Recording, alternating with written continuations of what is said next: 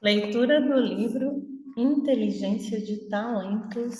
Hoje faremos o capítulo 6, a construção das bases para a medição de talentos. Para alguns leitores, a sugestão de um capítulo tratando das bases, infraestrutura e, ousamos dizer, política, pode parecer terrivelmente monótono, mas esperamos que o que vamos mostrar seja tudo menos monótono. De fato, entender corretamente essa questão é possivelmente a maior oportunidade que as empresas têm para maximizar o impacto e o valor da medição de talentos. Isso porque o aspecto que tais assuntos tendem a afetar mais é o que você pode fazer com os produtos e resultados da medição. Mesmo as melhores ferramentas só são valiosas na medida do que você consegue fazer com os resultados. Consequentemente, estas tarefas, aparentemente acessórias, de fato, uma parte fundamental do processo de medição. Caso não sejam bem realizadas, elas se constituem em um dos principais motivos para a medição de talentos não ter o impacto que deveria. Se bem realizadas, representam a chave para transformar os dados sobre talentos em uma verdadeira inteligência de talentos. Neste capítulo, portanto, exploramos as bases sobre as quais a medição de talentos precisa ser construída para ser eficaz, os elementos que necessitam estar colocados para a medição ter o impacto que deveria. Analisaremos primeiro as 4 bases essenciais que devem ser implantadas: coleta central de dados, dados uniformes, uma verificação sobre se as medidas funcionam e processos para assegurar a utilização adequada. Em seguida, examinaremos questões de política e estratégia sobre as quais precisa estar atento e levar em consideração, mas pode nem sempre ter de agir a respeito. E, finalmente, apresentamos mais uma base, a medição de diferentes tipos de desempenho que tem a possibilidade de melhorar radicalmente a qualidade das medições e ferramentas disponíveis para as organizações.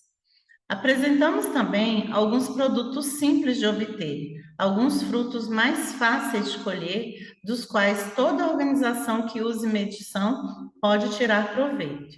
A principal dificuldade é saber quais são. Porque as bases muitas vezes estão ausentes? Muitas das bases para a medição que discutimos neste capítulo podem parecer óbvias, mas com frequência são negligenciadas. Isso se deve, em parte, porque são menos visíveis do que os desafios mais urgentes. Escolher quais medições utilizar. Também por exigirem algum planejamento estratégico, algo que o uso de processos de medição não costuma incluir. Em muitas empresas, o uso de medições é geralmente impulsionado por questões operacionais práticas à medida que surgem. Uma pequena empresa pode optar pelo uso de medição em um processo específico de recrutamento ou uma unidade de negócio específica dentro de uma organização maior pode decidir que quer avaliar o pessoal como parte de um projeto de mudança. Qualquer que seja o caso, a medição de talentos geralmente tem um começo pequeno e se espalha a partir daí. Esta abordagem, impulsionada pela demanda, certamente é prática, mas costuma deixar questões mais amplas, em grande parte sem solução. Assim, as bases necessárias para uma medição eficaz nem sempre estão implantadas. Um sinal clássico disso é quando a execução da medição de talentos varia consideravelmente em diferentes setores de uma empresa. Infelizmente, em nosso trabalho com a organização, temos constatado que a abordagem ad hoc é a norma na maioria das empresas e que há vários riscos importantes associados a essa prática.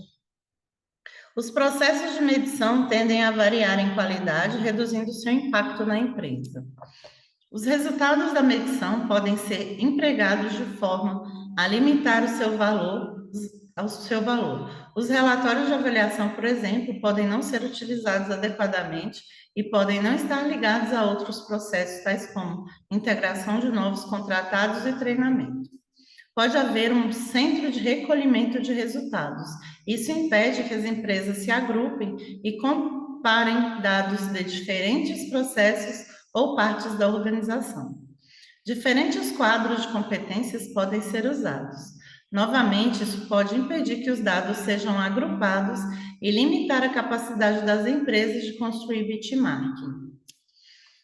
Podem não existir políticas voltadas para a segurança digital e a proteção de dados, por exemplo. Isso pode criar riscos quanto a litígios e cumprimento de regulamentações. Os fornecedores de testes e avaliações tendem a ser gerenciados localmente, resultando em qualidade desigual e perda de oportunidades financeiras para economias de escala. Pode não haver supervisão central de gastos totais em medição.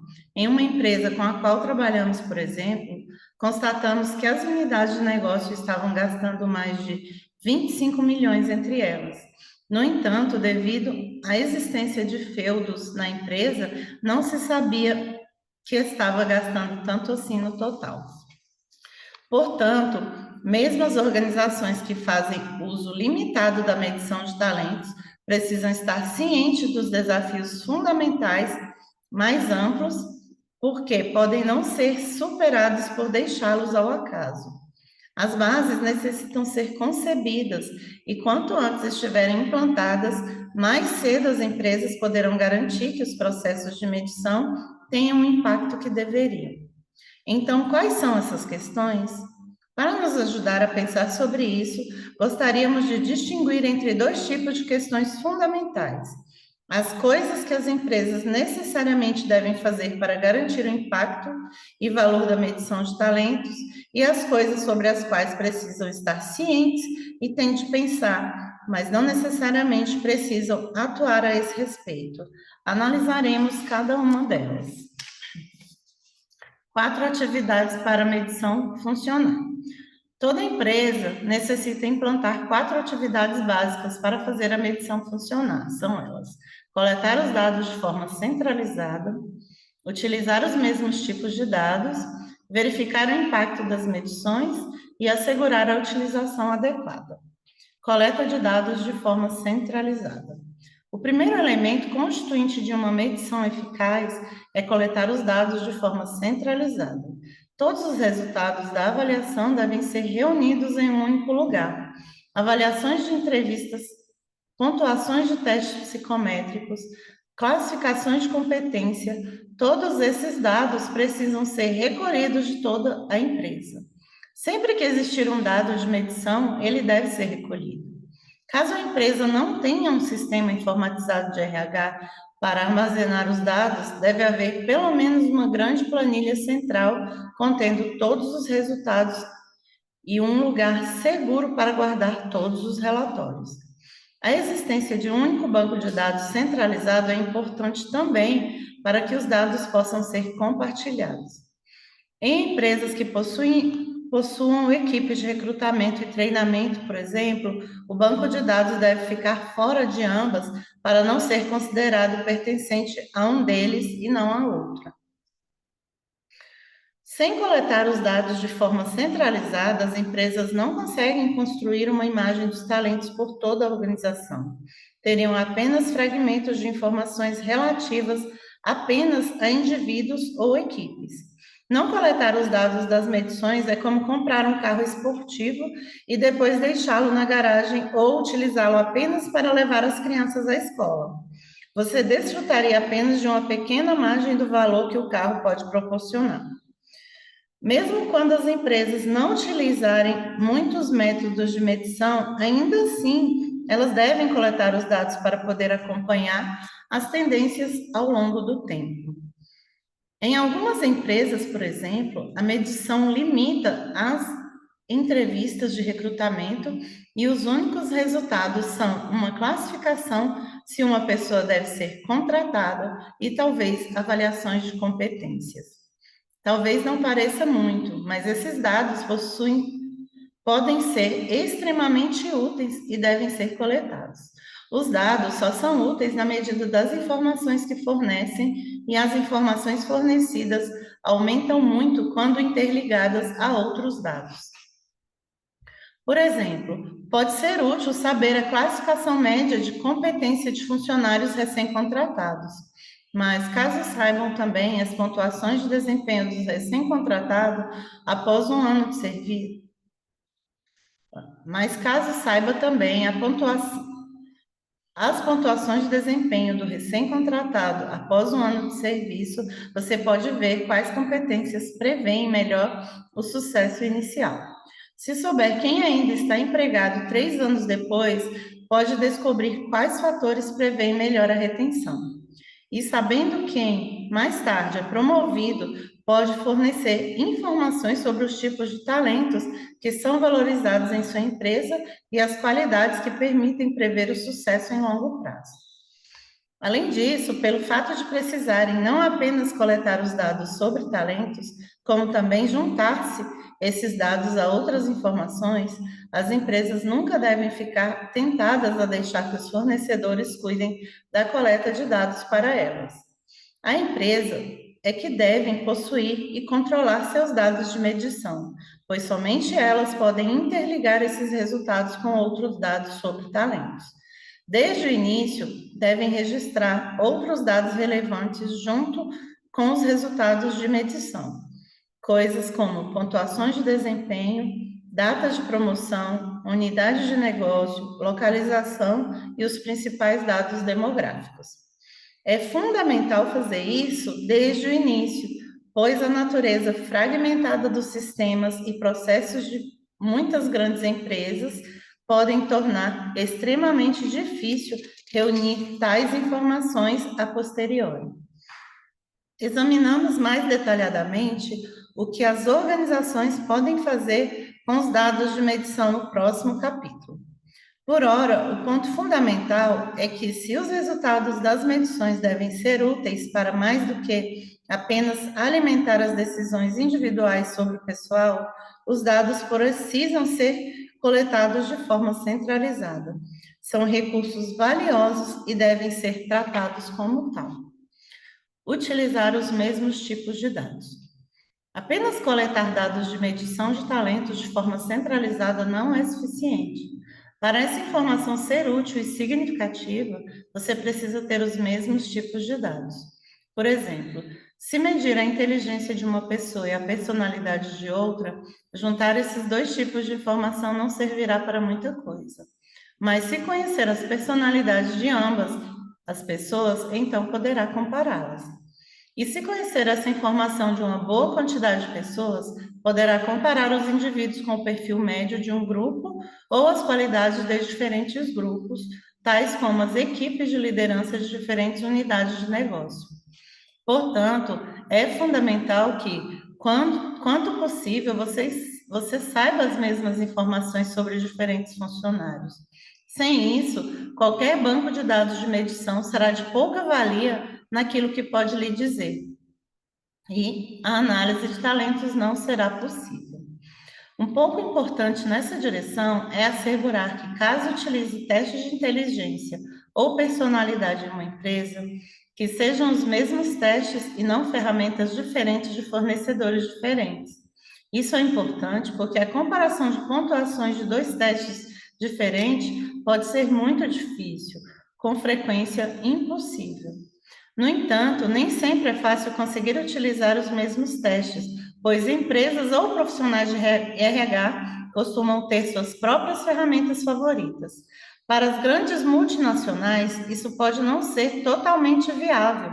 Elas podem se deparar com o problema de que o teste de inteligência mais adequado à maior parte da empresa não esteja disponível em alguns locais. Porém, tanto quanto possível, o princípio orientador é de que os testes e ferramentas que utilizam devem ser padronizados. Em muitas empresas, as principais ferramentas utilizadas para medir talentos são os quadros de competência. Eles descrevem as habilidades, comportamentos e atributos que se considera que os indivíduos necessitam apresentar para ter sucesso. Eles podem existir para famílias de trabalhos individuais, ou também podem ser usados para definir os recursos necessários em determinados grupos de pessoas em todas as unidades de negócio ou organizações. Por exemplo, muitas empresas têm um conjunto de competências de liderança utilizado para todos os líderes mais graduados ou competências técnicas específicas para determinadas funções. Portanto, os quadros de competências fornecem uma excelente oportunidade para assegurar que os dados sejam do mesmo tipo. Contudo, existe uma tensão aqui. Por outro lado, quanto menos quadros sua empresa tiver, mais fácil será coletar e comparar classificações de competências de diferentes partes da empresa. Por outro, no entanto, conforme visto no capítulo 3, quando as avaliações levam em conta as circunstâncias específicas e as necessidades de uma unidade de negócio ou equipe, essas avaliações provavelmente são mais exatas em prever o sucesso dos indivíduos naqueles ambientes. Assim, quanto mais específico e pessoal for um quadro de competência para sua empresa ou unidade de negócio, mais eficaz provavelmente será para medir talentos. Se seguirmos essa linha de raciocínio, então as grandes empresas estarão mais bem servidas com muitos quadros diferentes, cada um deles sendo específico para determinar parte da organização. Desse modo, embora um único quadro em comum seja provavelmente apropriado para pequenas empresas, será necessária uma solução intermediária para empresas grandes ou diversificadas. Elas precisarão tanto de quadros específicos de empresas, da empresa que permitam uma avaliação exata da adequação entre os indivíduos e as necessidades da empresa, quanto de dados em comum para conseguir utilizar os resultados de medição para mais do que apenas subsidiar decisões individuais sobre o pessoal. A solução aqui é flexibilidade. O princípio orientador deve sempre ser o de ter o mínimo possível de quadros para que haja alguns dados em comum entre pessoas de diferentes níveis hierárquicos e de diferentes partes da empresa. Porém, isso ainda deixa espaço para competências específicas de determinadas populações. Uma abordagem que temos visto funcionar bem é ter competências comportamentais tanto genéricas quanto específicas de unidades de negócio, além de algumas técnicas. Isso permite que, ao mesmo tempo, se obtenha dados em comum e de avaliação específicas das unidades de negócio. Por exemplo, uma empresa poderia ter um quadro constituído de competências técnicas específicas de determinadas funções ou famílias de trabalho em pequenas empresas. Isso poderia ser uma única consequência chamada conhecimento técnico. Em organizações com quantidades significativamente maiores de funções, poderia haver um conjunto de competências para cada área técnica. 2 ou 3 competências comportamentais específicas para cada uma de suas unidades de negócio, descrevendo o que é necessário para ter sucesso em cada área. 3 ou 4 competências comportamentais genéricas para a avaliação de todos. Se algumas habilidades forem específicas para as populações de lideranças, então uma das duas podem ser adicionadas a este grupo. A título de exemplo dessa abordagem, considere uma grande empresa global de energia com a qual trabalhei. Ela tinha um quadro de competência para a empresa inteira, a fim de coletar dados do mesmo tipo. Uma unidade de negócio, porém, decidiu complementar o quadro com 3 competências adicionais. Ela acreditava que essas competências descreviam com mais exatidão as qualidades necessárias para ter sucesso em sua área específica de negócio. Passado 2 anos, isso se mostrou correto. As 3 competências específicas da unidade previram desempenho com mais exatidão. do que o quadro genérico mais amplo da empresa. Um aspecto final a observar aqui é que não servem quaisquer competências.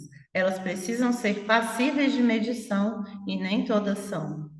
O desenvolvimento de quadros eficazes de competências merece um livro inteiro só para esse assunto. Como nosso foco aqui é necessidade do mesmo tipo de dados e não competências, não vamos mais nos alongar sobre o assunto neste momento. Entretanto, no apêndice no final deste livro, abordaremos a questão de como pode dizer se um quadro de competências é adequado para a medição de talentos. Coletar dados do mesmo tipo é, portanto, uma base essencial para a obtenção de dados significativos. Do mesmo modo que a coleta de dados de forma centralizada trata-se de uma necessidade absoluta para as organizações que esperam ter uma visão dos talentos em toda a empresa. Verificar o impacto das medições. A terceira ação necessária das empresas para tornar eficaz a medição é verificar se os métodos e ferramentas utilizados funcionam. Com muita frequência, as empresas percebem que uma ferramenta tem certa validade e então presumem que ela terá o impacto desejado. A esse respeito, no que tange a medição, as organizações parecem estar funcionando com base na fé. Uma pesquisa recente mostrou que 79% acreditam que a medição agrega valor às suas organizações, mas somente 23% realmente verificam isso. Por que é tão importante verificar o impacto?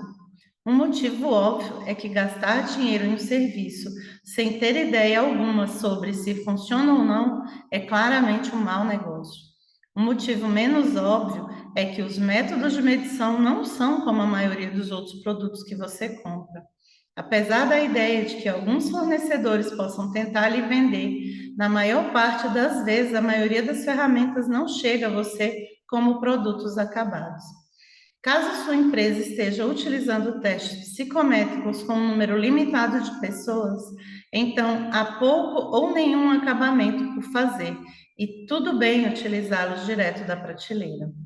Mas a maioria dos métodos requer algum ajuste adicional, especialmente se for utilizá-los muito, por exemplo, com mais de 100 pessoas.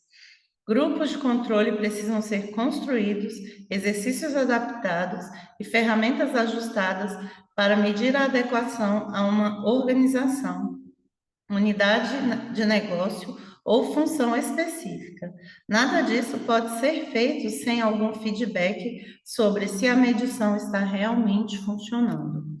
Vivemos em um mundo em que a maioria dos produtos e serviços que compramos e usamos funcionam perfeitamente desde o início.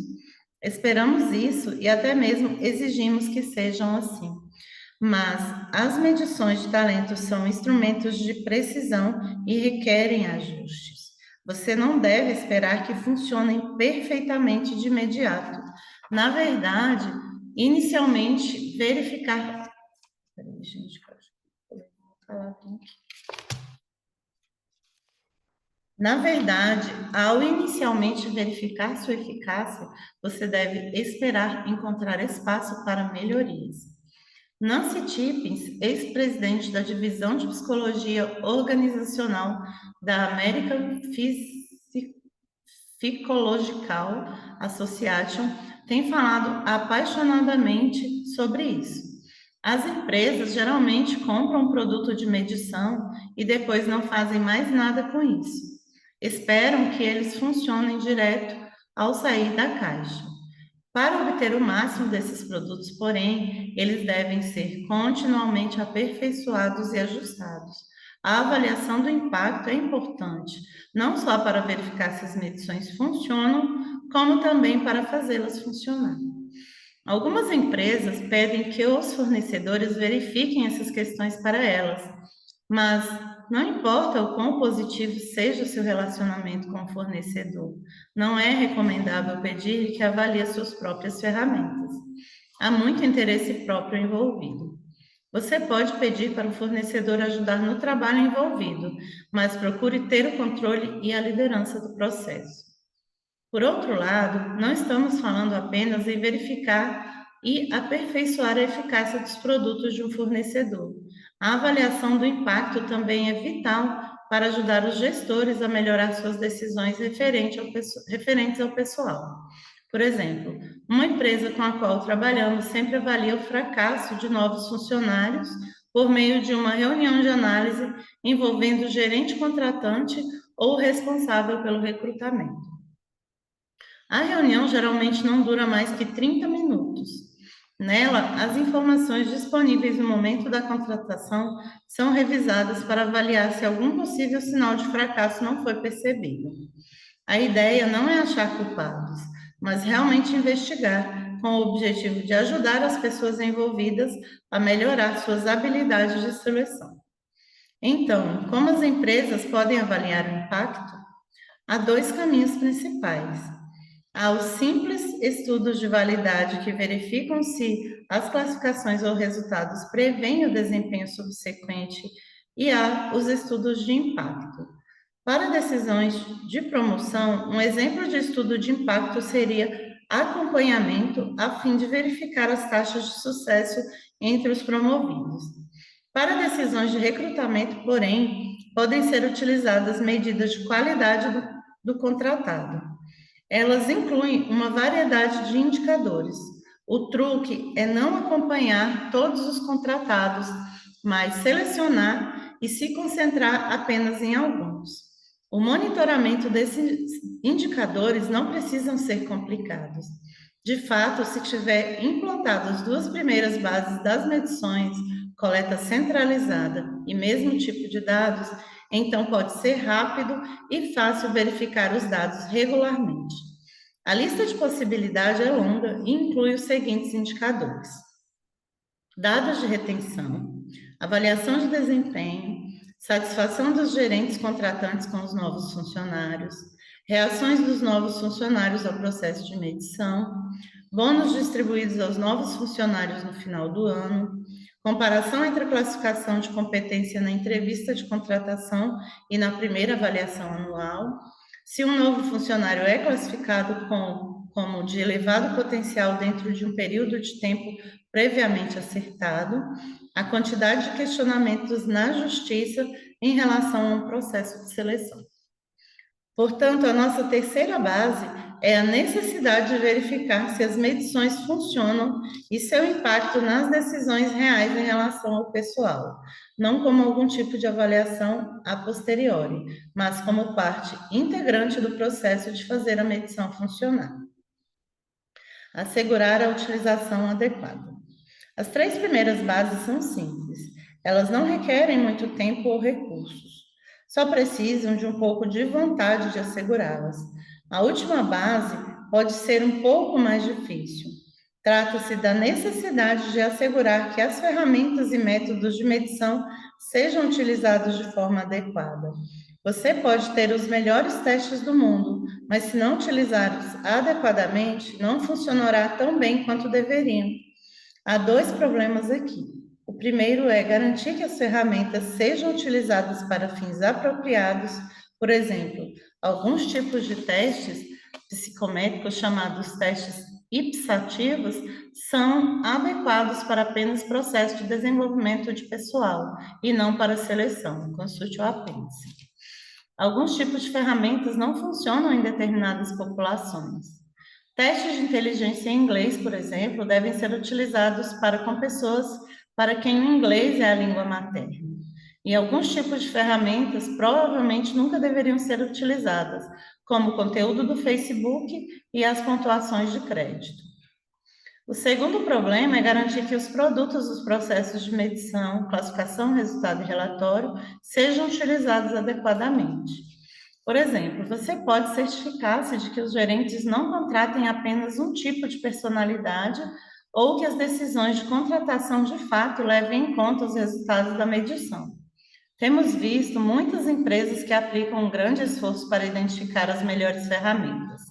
A utilização, mas que deixam os gerentes operacionais decidirem como quem querem utilizá-las.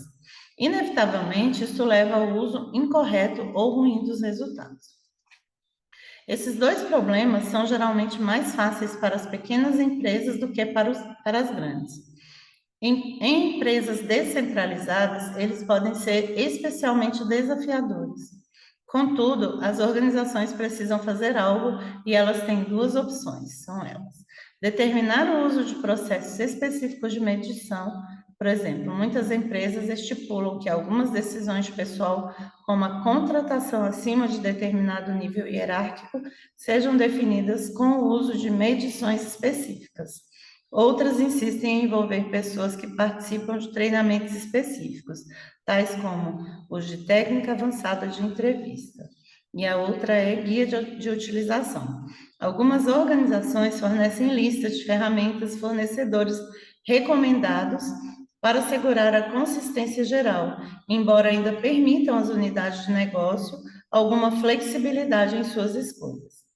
O caminho escolhido pelas empresas vai depender de seu porte e cultura. O que torna assegurar o uso apropriado tão desafiador para algumas empresas é o fato de que isso exige consistência. Para organizações grandes, descentralizadas ou geograficamente dispersas, isso pode ser difícil. Além do mais, interfere na atividade e decisões de gerentes e líderes individuais, o que pode ser bastante sensível politicamente em algumas empresas. Obviamente, a chave para conseguir assegurar o uso apropriado é ter acesso ao conhecimento, o que muitas empresas não têm. No entanto, apesar das dificuldades, as empresas precisam agir para assegurar que os produtos das medições sejam utilizados de forma adequada e produzindo os melhores resultados. Voltaremos a esse assunto no próximo capítulo. Por ora, o importante é reconhecer que essa é uma questão fundamental que não deve ser ignorada. Dois aspectos sobre os quais você precisa pensar. Além dessas quatro bases que as empresas devem obrigatoriamente implantar para fazer a medição funcionar, existem evidentemente outras questões sobre as quais precisam estar cientes e pensar a respeito. Essas questões podem não ser fundamentais, mas são importantes. Algumas podem ter um impacto significativo na eficácia da medição. Outras são recursos que as empresas podem usar para assegurar sua utilização apropriada. Gostaríamos de dividir essas questões em dois campos: estratégia e política. Estratégia. Conforme temos observado, o desenvolvimento de prática de medição em muitas empresas não é um assunto estratégico. Ele tem sugerido e demanda procura, e em geral isso é bom. Ele tem sugerido e demanda procura, e em geral isso é bom. De fato, é essencial que os processos de medição atendam a uma necessidade real da empresa. O mais perto de muitas empresas chegam de ter uma estratégia de medição é quando pensam em uma das três questões principais: quem avaliar, centralização e padronização. No entanto, conforme mostraremos, há também uma quarta questão. Ela raramente é levantada, mas tem a possibilidade de ser a mais estratégica de todas. Quem avaliar? As empresas raramente pensam sobre isso logo no início, antes de avaliar alguém. Mas a questão geralmente surge quando pensam em expandir um processo específico de medição. Por exemplo, quando expandem o uso da avaliação psicológica individuais dos executivos para a população mais ampla dos gestores graduados. Em nossa experiência, ao invés de pensar sobre quais grupos de pessoas avaliar, as empresas estariam em melhor situação se pensassem nas questões de talento que querem abordar. Portanto, então, visar os melhores processos de medição para enfrentá-los. Para lidar com a questão da possibilidade de expansão da avaliação psicológica individual para todos os líderes graduados, verificaríamos a qualidade e as taxas de sucesso dos gestores recentemente contratados. Se todos parecessem bons, pode haver necessidade de expandir o uso dessas avaliações.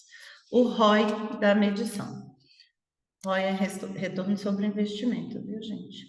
Para ajudar a pensar sobre quem avaliar, há 4 cenários em especial onde a medição, quando bem feita, consegue fornecer um retorno substancial. Primeiro, quando o grande volume de candidatos precisa passar por um processo de triagem. Segundo, quando o custo significativo está associado ao fracasso de seleção. Por exemplo, quando há um risco elevado de acidentes ou na avaliação de altos executivos. Terceiro, quando há uma grande necessidade de objetividade ou de percepção de equidade do processo. Por exemplo, quando uma reestruturação ou em países com pesadas exigências legais. Quarto, quando são necessárias informações sobre onde melhor direcionar a aprendizagem e o desenvolvimento de pessoal. Por exemplo, ao decidir a quem oferecer treinamento e ao tentar identificar quais são as necessidades de desenvolvimento de pessoas específicas. Centralização e padronização.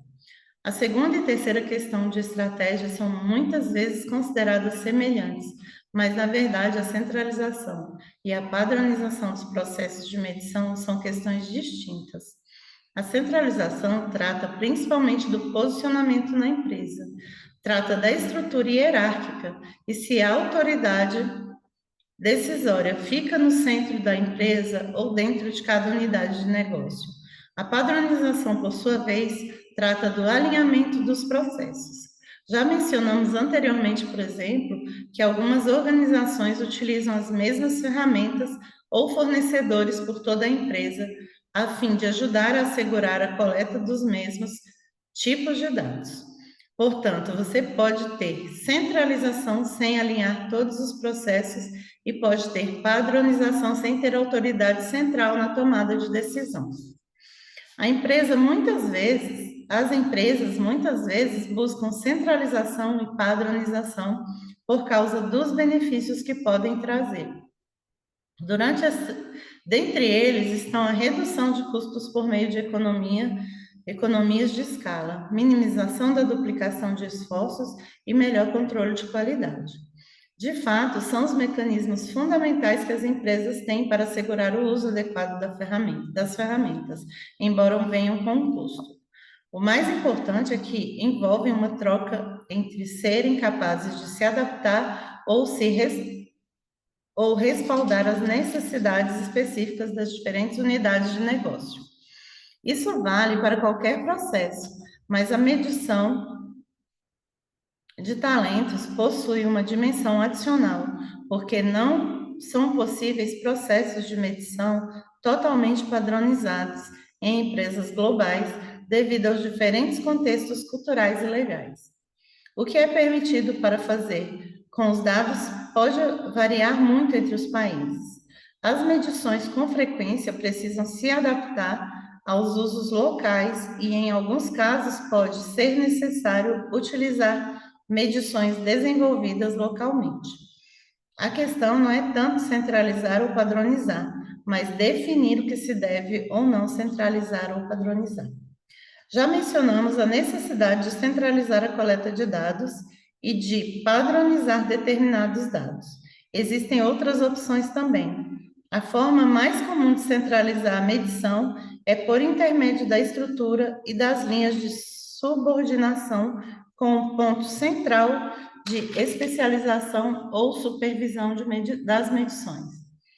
Outra opção comum é definir de forma centralizada uma lista de fornecedores preferenciais. Analisaremos com mais detalhes essas duas opções no capítulo 8. As organizações também muitas vezes centralizam por meio do pagamento. Por exemplo, o custo dos processos de medição pode ser pago com recursos de cada unidade de negócio ou vir de um orçamento central. As vantagens de pagamento local é que os gerentes tendem a valorizar algo que eles mesmos pagam. A vantagem do pagamento centralizado é que pode ser uma maneira melhor de assegurar que os gerentes utilizem um processo de medição. Não há forma certa de se fazer isso, e a cultura estrutural geral da empresa é que normalmente determina qual delas adotar. Quanto à padronização, geralmente envolve assegurar o uso de produtos e processos semelhantes em toda a empresa. A empresa também As empresas também estão cada vez mais adaptando os resultados das diferentes ferramentas para que todos fiquem semelhantes, embora possam vir de fornecedores diferentes. Isso pode ajudar a garantir que os gerentes se sintam familiarizados com os métodos e ferramentas sem necessidade de treinamento adicional. Finalmente, a padronização também inclui assegurar que os resultados sejam utilizados de forma consistente em assunto que analisaremos com mais detalhe no próximo capítulo. Uma quarta conversa estratégica. Essa questão não é levada muitas vezes, mas é a mais estratégica de todas. Trata-se de como utilizar a medição para identificar, apoiar e resolver os problemas de talento que as empresas enfrentam. Em nossa experiência, as empresas tendem a utilizar processos de medição para apoiar decisões individuais, mas não pensam mais longe do que isso. Deparamos com uma empresa, por exemplo, que vinha utilizando métodos formais de medição por mais de 5 anos. Nesse tempo, ela avaliou milhares de pessoas e tinha feito quase tudo certo. Coletou os dados de forma centralizada, utilizou os mesmos tipos de dados, trabalhou para assegurar o uso apropriado e até avaliou o impacto das medições. No entanto, não chegou a pensar em que queria utilizar a medição, além de meramente apoiar as decisões individuais sobre o pessoal. Não tinha pensado sobre como poderia utilizar os dados coletados para ter informações sobre o fluxo de talentos pela empresa.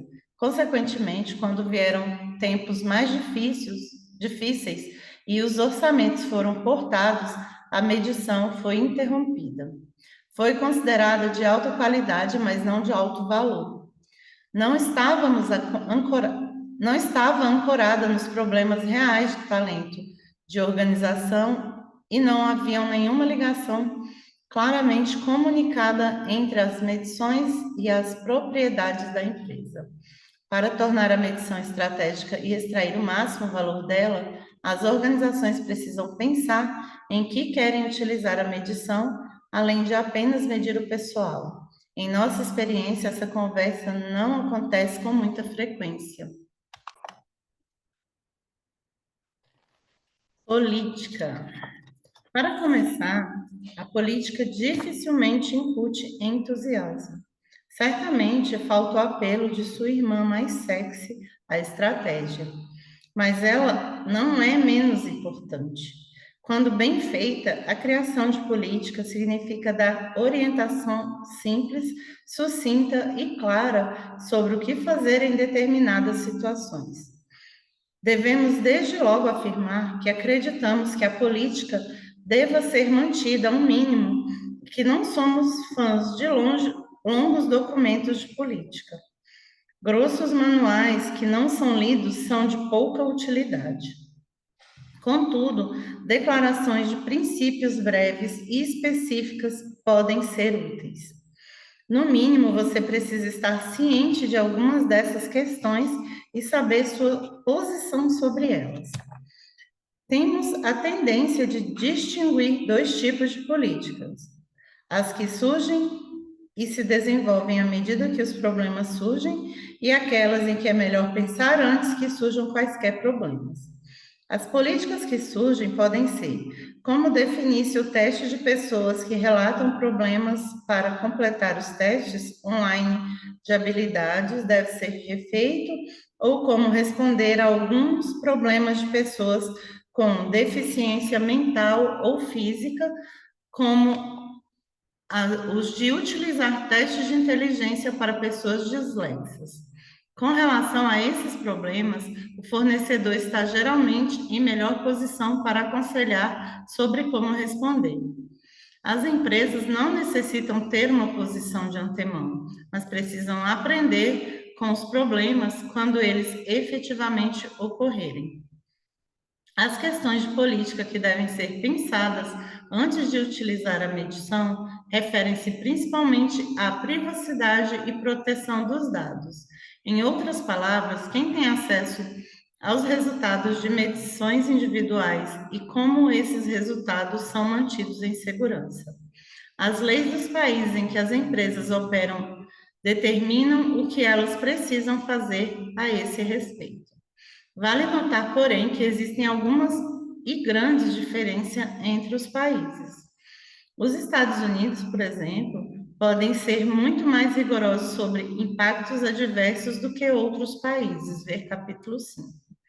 Mas a União Europeia é mais rigorosa sobre a privacidade dos dados, especificamente a Diretiva de Proteção de Dados aprovada em 1995 pela Comissão Europeia, afirma que os dados pessoais só podem ser transferidos a outros países se estes oferecerem proteção adequada aos dados. De acordo com a União Europeia, os Estados Unidos não oferece tal proteção. Assim, uma empresa norte-americana com um escritório na Europa ou utilizando um fornecedor sediado nos Estados Unidos pode ser impedido de enviar dados da União Europeia para os Estados Unidos. Felizmente, existem algumas soluções que os fornecedores podem utilizar, mas você precisa estar ciente das regras e cumpri-las. Até as empresas que operam em um local apenas precisam pensar sobre a privacidade dos dados. Por exemplo, elas têm de analisar como armazenarão os dados e mantê-los seguros. Empresas maiores podem ter um departamento de segurança digital com suas próprias políticas sobre o assunto. Também tem de pensar sobre quem terá acesso aos resultados de medições. Podem ser decisões simples, mas que precisam ser tomadas. As grandes empresas costumam ter departamentos jurídicos para ajudá-los a tratar desses assuntos. Para pequenas empresas, a opção mais fácil é, muitas vezes, pedir orientação aos fornecedores, como os regulamentados são diferentes em cada como os regulamentos são diferentes em cada país, não poderíamos oferecer um conselho definitivo a esse respeito, mas como orientação geral, sempre tentamos seguir 4 regras simples. Primeira, manter os dados seguros. Por exemplo, tranque os relatórios em um armário ou proteja com senhas as planilhas eletrônicas que contêm os resultados. Segundo, dar acesso ao mínimo possível de pessoas. Terceiro, manter apenas os dados que você necessita. E quarto, manter os dados apenas pelo tempo que você necessita deles. Sempre que possível, torne-os anônimos. Um fator final sobre o qual deve pensar antes de embarcar em processos de medição é se deve ou não fornecer feedback sobre os resultados da medição aos participantes. Quando a medição é parte de um processo de desenvolvimento pessoal, a resposta quase sempre será sim. Mas em processos de recrutamento nem sempre é tão fácil.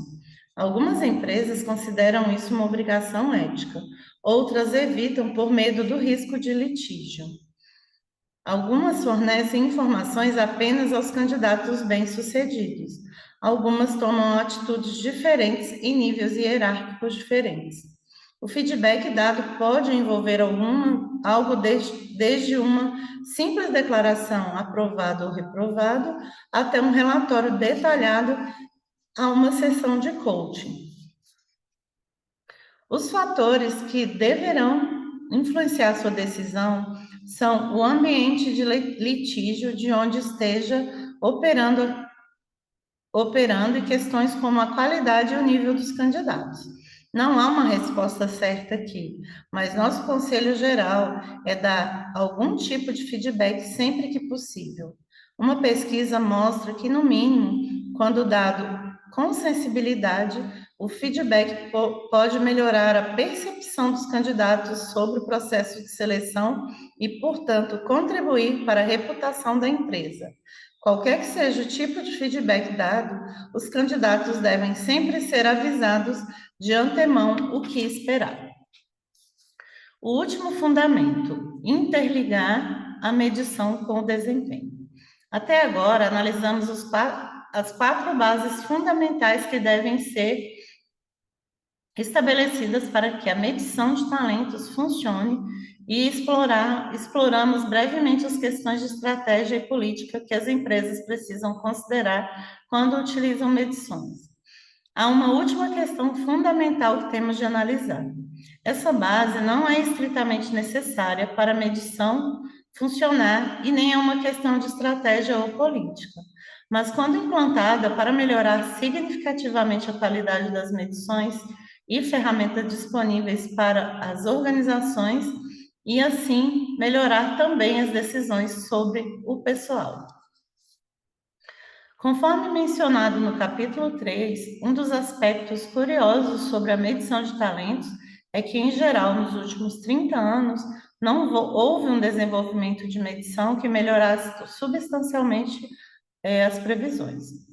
Pergunte o motivo aos fornecedores quais são os maiores desafios para desenvolver e melhorar as avaliações, e a resposta será quase sempre a mesma. Um movimento de cabeça, um suspiro profundo e, por vezes, até mesmo uma expressão de dor. Isso é seguido quase sempre por uma queixa comum sobre aquilo que é chamado de questão de critério. Apesar de parecer um excelente nome para uma história de espionagem, isto se refere a algo muito mais mundano, ainda que essencial. Nesse contexto, trata-se de uma pergunta simples: como podemos saber se uma determinada medição está ligada ao sucesso do trabalho? A resposta tradicional é analisar se as medições estão interligadas com o desempenho dos indivíduos nas funções. Por exemplo, se acharmos que a altura é um sinal de talento, podemos testar se as pessoas que são altas tendem de fato a atingir níveis maiores de desempenho do que as pessoas mais baixas. Isso pode parecer simples, mas há um grande problema escondido aqui. De que maneira medimos o desempenho? Assim, antes de analisar como podemos utilizar as medições de desempenho para melhorar as medições de talentos, analisemos quais são alguns dos problemas com a medição de desempenho. Problemas na medição de desempenho. Em algumas funções, o desempenho pode ser medido por meio de resultados, por exemplo, valor total das vendas. Em muitas funções, porém, não existem resultados simples que possam ser usados. Mesmo quando existem a utilização de resultados brutos como indicadores, nem sempre é algo tão perfeito como parece. Em função de vendas, por exemplo, existe a questão de saber se é justo comparar pessoas que operam em áreas diferentes. Por causa disso, os pesquisadores e os fornecedores passaram a não utilizar resultados reais, e sim a avaliação dada pelos gerentes para o desempenho das pessoas. Novamente, pode parecer uma boa solução, mas não é por 3 motivos: a falta de dados de desempenho, avaliação imprecisa de desempenho e o fato de a avaliação de desempenho poder ser reflexo de muitas coisas. Falta de dados de desempenho. Os pesquisadores e fornecedores podem muitas vezes não conseguir ter acesso às avaliações de desempenho. Sabemos, por exemplo, que uma das 10 maiores empresas do índice FTSE, da Bolsa de Valores de Londres, vem utilizando há 5 anos alguns testes para recrutamento de universitários e que nesse período nunca disponibilizou os dados de desempenho para validar as medições. Esse problema é geralmente menor nos Estados Unidos, em função da necessidade legal de provar a validade. Mas em outros lugares é um grande desafio. Muitas vezes o problema decorre do fato de que, por limitações do sistema, as empresas podem ter dificuldades para acessar as informações elas mesmas e compará-las com os resultados dos testes. Mas também podem muitas vezes ser uma questão de vontade. Elas acham que têm outras prioridades. Avaliações imprecisas de desempenho. Mesmo quando conseguimos ter acesso às avaliações de desempenho, elas não são indicadores perfeitos de desempenho real. As avaliações, obviamente, revelam algo sobre o desempenho. No entanto, há fortes evidências de que as avaliações não refletem apenas o desempenho. Os gerentes normalmente dão classificações mais altas aos funcionários de que gostam, e não é incomum encontrar 80% ou mais dos funcionários classificados como acima da média. Algumas empresas têm tentado resolver esse problema introduzindo um sistema de classificação forçada em seus processos de gestão de desempenho. Tais sistemas exigem que os gerentes identifiquem uma determinada proporção de seus funcionários como de alto e baixo desempenho. Por exemplo, eles podem ter que classificar 20% do seu pessoal como de bom desempenho, 70% como desempenho médio e 10% como baixo desempenho. No entanto, embora esses sistemas acabem com a sobrevalorização em grande escala do desempenho, pesquisas têm mostrado que eles não são soluções em longo prazo e podem se tornar contraproducentes após um tempo. A qualidade das avaliações de desempenho pode ser problemática para os pesquisadores e fornecedores, pois cada fração de impressão ou distorção dos dados reduz a capacidade dos fornecedores de procurar com exatidão medições que prevejam o desempenho. Ao invés de prever os verdadeiros níveis de desempenho, os dados acabam prevendo as avaliações de desempenho infladas ou distorcidas. As avaliações de desempenho refletem muita coisa. Finalmente, e talvez um fator mais importante, os pesquisadores têm, em sua maior parte, utilizado apenas avaliações gerais de desempenho, principalmente porque é o que a maioria das empresas mede. No entanto, os pesquisadores têm constatado que as avaliações gerais de desempenho não se baseiam apenas no desempenho das tarefas. Há também outros aspectos do desempenho, como cidadania corporativa e autodesenvolvimento, que contribuem para a avaliação geral do desempenho.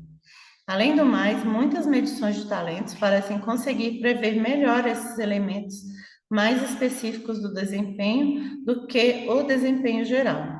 Assim, por exemplo, há evidência de que a capacidade de realização consegue prever melhor a cidadania corporativa do que o desempenho geral. Há mais. Também parece que as medições de talentos podem prever melhor alguns tipos de desempenho do que outros.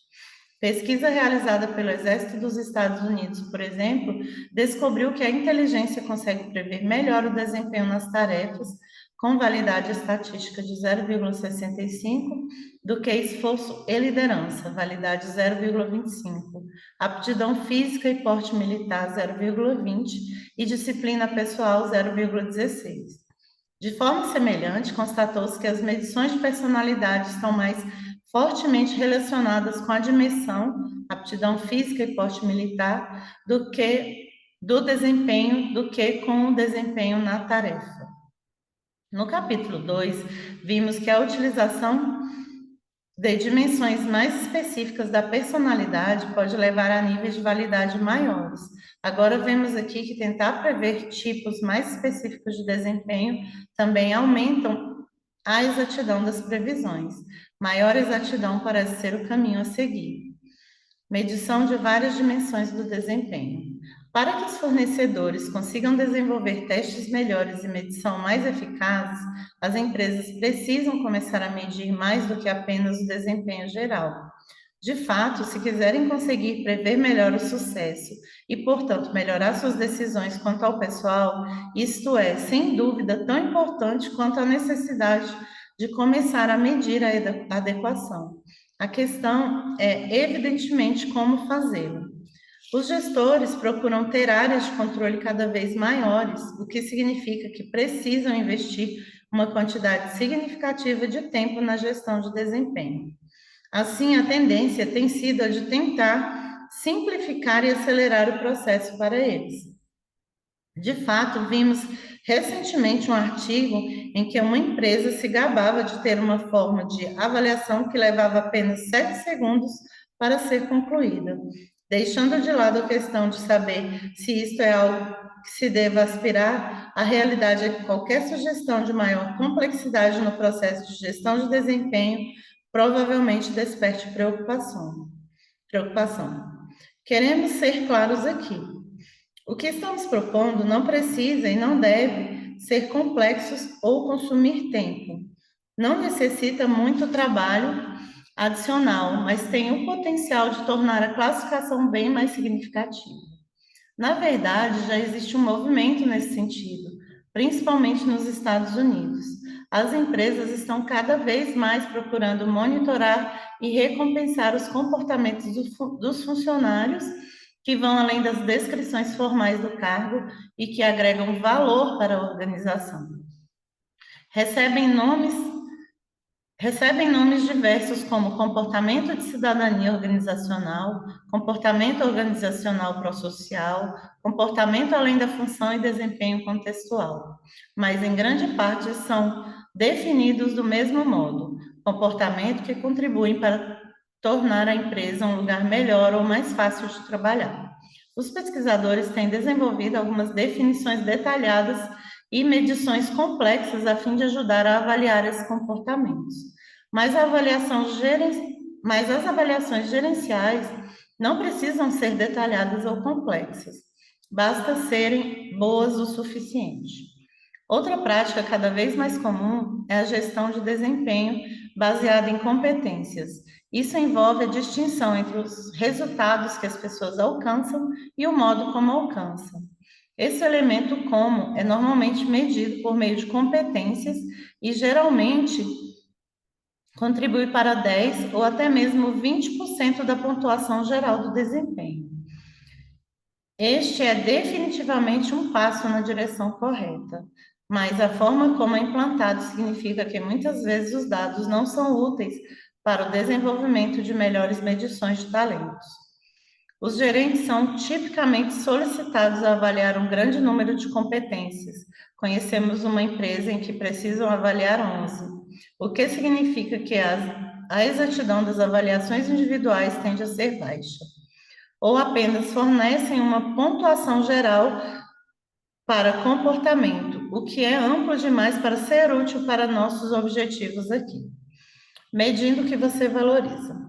O fundamento final que sugerimos, então, é substituir a classificação de desempenho geral por 3 ou 4 avaliações mais específicas. Os tipos de desempenho que você mede devem ser motivados por aquilo que você valoriza como empresa.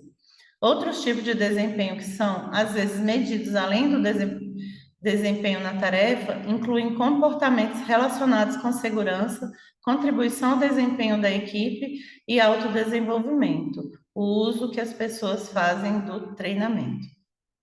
É importante ressaltar que esses aspectos do desempenho não devem ser apenas comportamentos do modelo de competência, porque os modelos de competência tendem a mudar de tempos em tempos, e o ideal é que consiga construir uma base de dados com resultados de muitos anos. Caso não saiba por onde começar, meça as 3 dimensões a seguir. Ver a figura, essa figura aqui, ó, gente, que isso. 1, 2, 3 é igual a isso. Vou ler todos aqui. Primeiro é desempenho na tarefa, cumprimento dos objetivos. O segundo, comportamento de cidadania organizacional. E o terceiro, contribuição ao destaque da equipe. Isso é igual a desempenho geral. Uma pontuação de desempenho geral pode, então, ser produzida a partir da combinação de pontuações mais específicas, talvez utilizando um sistema de pesos. Por exemplo, se aceita que o desempenho na tarefa não seja o aspecto mais importante do desempenho geral, então poderia criar um algoritmo que refletisse isso. A classificação para o desempenho na tarefa poderia representar, por exemplo, 70% do desempenho geral, com a contribuição para o desempenho da equipe representando 20% e o comportamento de cidadania contribuindo com 10%. É claro, conforme sugerimos anteriormente, esses tipos de dados terão um uso limitado, a menos que faça a coleta de forma centralizada e os conecte com outros dados. Você precisa interligar as informações de desempenho com os resultados das medições de talentos.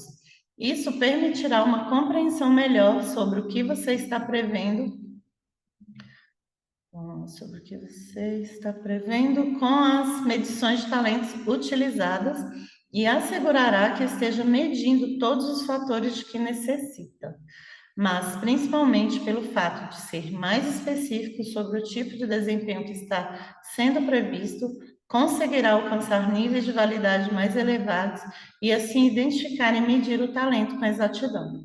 Nem todas as organizações estarão em condição de implantar essa mudança na forma como medem o desempenho, mas isso não precisa ser complexo ou consumir todo o tempo e contém a promessa de melhores medições, melhores ferramentas e melhores decisões quanto ao pessoal, partindo de uma base sólida.